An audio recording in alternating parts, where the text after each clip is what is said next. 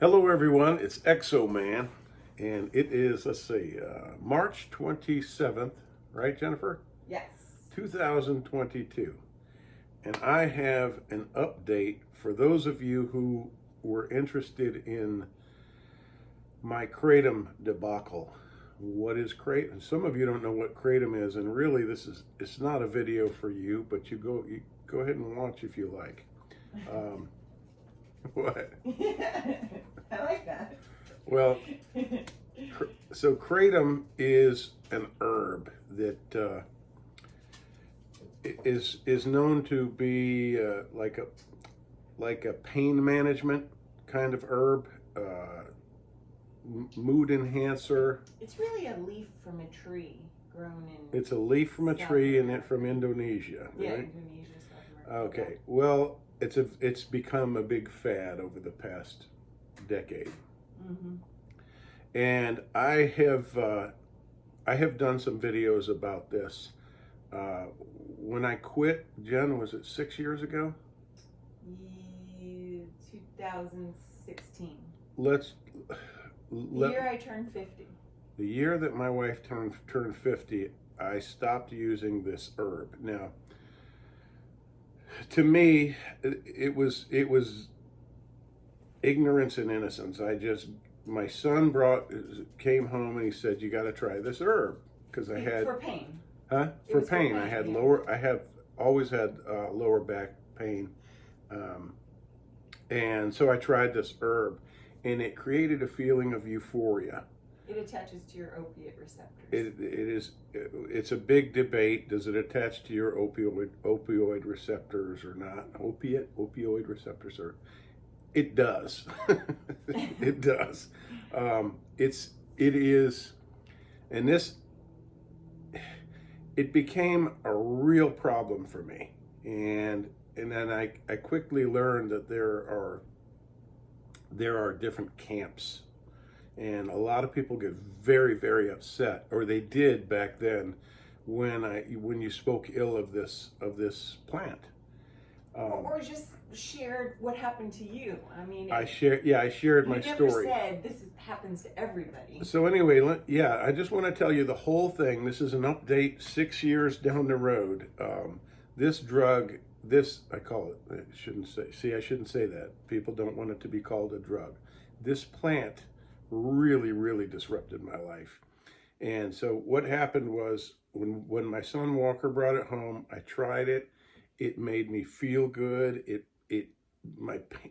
All my little aches and pains went away. Mm-hmm. I should have known right then the power of this thing, and that it wasn't a panacea. It wasn't a cure-all.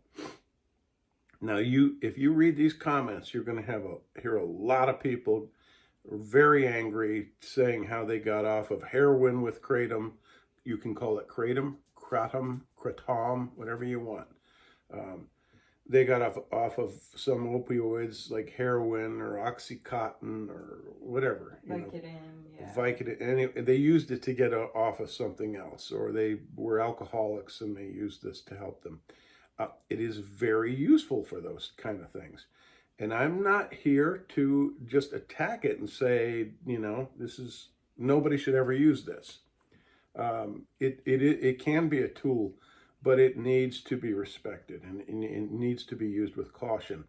Problem is, back then and still today, most people were saying it's as safe and harmless as coffee. Yeah. Well, let me stress this, and I've tried to talk about this in the past. When I did my first few videos, I was still coming out of the stupor of this stuff. I was saying, what was the thing that I've lost my train of thought? That I'm not against it legally. Right. That it should not be illegal. It should not be made illegal. Right. I had people coming out of the woodwork saying, he's DEA, he's a plant, he's a plant. He wants to get this plant illegalized. None of that. Just sharing your experience. Knock and telling that stuff people off. To beware. I was sharing my experience. So after, how long did we use that before I quit? 2 years? A year? Yeah. Okay, so we used it for about a year. It got so bad that I was being a very, very healthy man. I've always been healthy. I've always been active. Um, I've swept into this whirlwind where I was going to the doctor. I was freaking out, and I was all the time saying, "It can't be this kratom, can it? Is it? No, couldn't be this." I started getting extremely high blood pressure. I started having serious breathing problems. I would have COPD at night, not Depression. COPD, not COPD, sleep apnea. Yeah. God. And dyspnea during the day. And I started having dyspnea during the day. Like I would just have bouts of dyspnea. What that is just shortness of breath, unexplained. It could be from anything. It's a general term for shortness of breath or hunger for breath. And that is frightening and depressing. And so I still was not convinced that it was this substance called kratom. And by the time I realized it, I remember we were going on a trip to Key West. I had a breathing machine. I had a sleep apnea machine, a small machine that I bought because I thought, man, I'm dying here. And awful. It was awful. I had to check this thing through the airports, and we went to Key West. I thought for a time that maybe it was alcoholism, because what were we drinking? 3 or 4 beers, 5 beers, maybe a few drinks or something. We were in Key West. Yeah, and I thought, my past was catching up with me. I don't drink that much, really, but, we drank every night, and I thought maybe it's that. Maybe I've done too much drinking in my days. And so we go to the airport at 5 a.m, and I started falling asleep and stopped to breathe every time. I was sitting in the airport, and I would not, because I hadn't been sleeping, and I would fall asleep and stop breathing and wake up. Like, it got so bad, and there was so much stress on my heart, I thought I was going to have a heart attack. And we got on the plane, and my pressure was extremely high. My heart was struggling. It was really, I just wanted to illustrate how bad this got. And I said, I don't know how we got to the point where I finally said it was kratom. Yeah. And I remember going to a pulmonologist at some point, thinking something's wrong with my lungs. My mother smoked for 40 years and ruined her lung health and her gut health, and it's a very scary idea that I might have had those similar problems. So I went to the pulmonologist, and they said, you cannot walk around with this kind of blood pressure. And they said, your lungs are fine, your breathing capacity is fine, x-ray doesn't show anything on your lungs. And so finally I got to the point where I said, it's the kratom. And then when I stopped using kratom, all hell broke loose. I had restless leg syndrome chronically. And if you've ever had that, you know what a terrible, terrible thing it is. When it's generally when you're trying to sleep is when it's really bad. You cannot sleep with this. I could not sleep. And I mean, it was to the degree where it was painful, not exaggerating.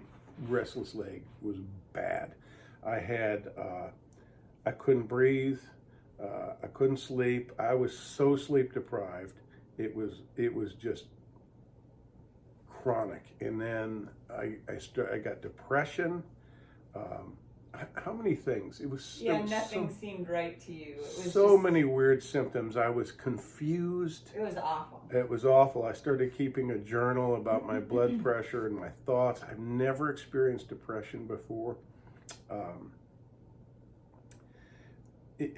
You really should go back and watch the video. I made a couple of videos after I quit, and to me this was all so bizarre because if I had thought of if this had been classified in my world, in my mind as an actual drug, and I wouldn't have used it. But it had that innocence of being it's a green powder that was a ground up leaf. It might as well have been a bay leaf for all I knew. But it was calming, and for some reason I bought it. I thought, well, this is cool. Thought, oh, I'm taking my greens. Yeah, this is good for me. It actually seemed healthy, and so we quickly got to the point where we said, I've been buying and selling things all my life, so we got to the point where instead of buying it from the little purveyors at the shops, we would just buy it wholesale. So we would buy 2 kilos. One kilo. A kilo. Oh, that's right. A kilo was 2.2 pounds. It was 2 bags. Yeah. So we would have plenty of it, and it was extremely affordable compared to buying the little packets in the head shops and what have you. So legal, as far as legality goes, yes, it should be legal. I don't think the government. I think the government should stay out of our business and stay out of our affairs. And it's bizarre to me that cigarettes are legal, alcohol is legal, but they want to illegalize certain weed and drugs, that shouldn't be in the class with things like heroin. It's ridiculous. Right, I mean, yes, you've got to be responsible when you're using things like this, but ultimately cigarettes and alcohol are way worse than pot, things like pot and kratom. Just need to use them responsibly. So I did these videos and people were coming out of the woodwork. You're a DEA, you're an idiot. What kind of idiot doesn't know when he's addicted to something? And if this isn't addictive. It's non-addictive, you're full of shit. But some people don't get addicted to it. Here's the thing, I wish I had said this from the beginning, that I lost my train of thought. That it's important to understand, and people will watch this video and they won't understand it, but I'm going to say it anyway. Everyone's experience is different. Yes. We are individuals, okay? Yeah. And our experiences are vastly different. And now what happens is, if you read the comments under these videos, people will tell you their experience, and that's the gospel. They say, they don't even, they say it in second or third person. They say, if you take kratom, here's what's going to happen. That's not how this works. Yeah. It's just like saying, if you eat peanuts, you're going to die because I'm allergic to peanuts. Not everybody's allergic. Not everybody can eat peanuts. Not everybody's allergic to peanuts. Everybody is, what I'm getting at, is different. And our systems respond differently to substances. If I touch poison ivy, well, it used to be if somebody burned it in a mile radius, I was covered with hives. When I was a child, I was hyper allergic, and it was the most miserable thing. And that's, And I could roll around in it. I've never had it before. My wife could roll around. My brothers could rub it on their face in front of me to tease me and threaten me with it. And it didn't affect them in the slightest. So it's the same with any plant, with any kind of substance like this. It's all different. It may be as mild as coffee for some of you. I did a video recently about smoking and drugs and how you can cause your own death, you can wreck your own health.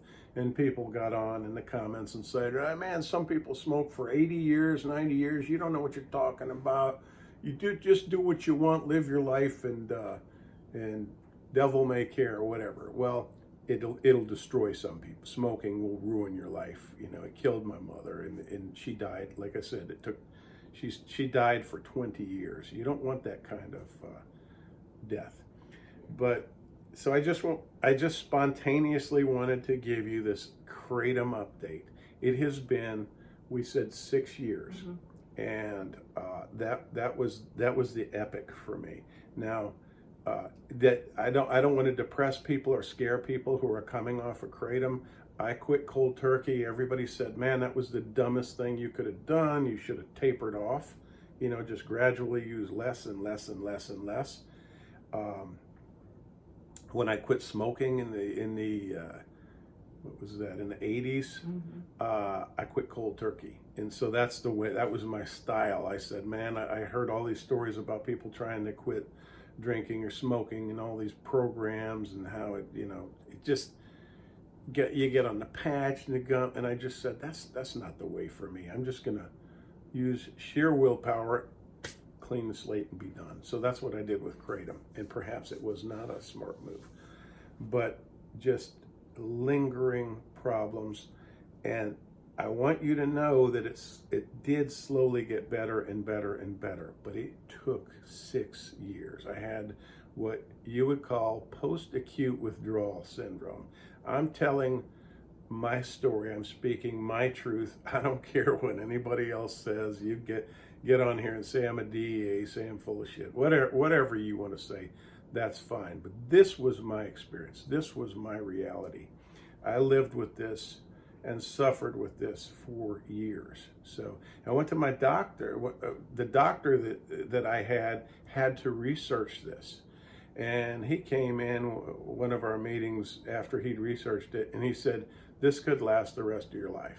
And I said, no, there's no way. There's no way. This is hell, and it can't last. I don't have time for this. Fortunately, it didn't. So I went from in the first decade of the 2000s, still in my 40s. I'm looking to my wife because she helps me with all the fact finding. I was extremely healthy. My blood pressure was always stable, and then I went into that tailspin. And now I'm coming out the other end. My blood pressure is right again. I've stopped. I was on lisinopril for a few years here, and I'm getting up in the morning and I'm getting what's a good pressure that I've been getting? You're like 128 over. No, like 132 over. You showed me 128 over 80. 85. Something like 80, that. 85. So Or decent blood pressure for my age range. I'm 59 now. And I cannot tell you how good it feels to have gotten over that.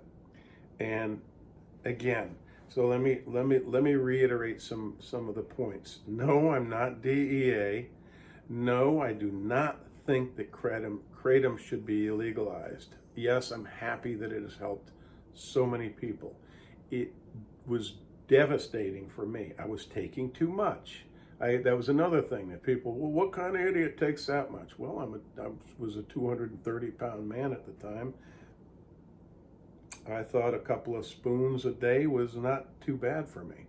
Made me feel fantastic. But then it stopped making me feel. That's, the whole drug thing is, it's great. You get sucked in, and then it starts disrupting your life, and it turns around, and it's not the beautiful, wonderful thing it is anymore. It was seductive, and then it became a kind of a nightmare. So no, I don't think it should be illegal. It is completely different for every person. It is very, very different for every person. My wife says, I love kratom. I can take it and I'm fine. But she doesn't. How often do you take it? I don't know, maybe once every few months. Every few months, if she has some issue or some discomfort or pain, she can take the stuff and be fine. And I won't go near it because it, like I said, it disrupted my life. That's basically the update I wanted to give. Is there anything else? And now you're all better. Oh my God. I can't tell you. It has just been such a weird journey that this supposedly innocuous little plant did so much, not lasting damage, but just disruption and it could have been lasting. Caused so much agony. But here's the thing: life is a journey, and I've learned a lot from this. I've grown. That which does not kill me makes me stronger, and I just look at it as a learning experience. And you're never too old to make some serious mistakes, right? Yeah. And so. Just snuck up on you. It's not, yeah. Well, I mean, I'm my own worst enemy in this. It's my own fault. I have no one to blame but myself. But I thank God that I identified the problem and I walked the other way, and it was a long journey. And so So just know that if you're going through it, you're going to get better. If you're going through it, you're going to get better. Yep. And slowly but surely. Yeah. Just do all the research you can and be strong, and God bless you all. I feel you. And that's it. That's my update after 6 years. Okay. Thanks for watching, everyone.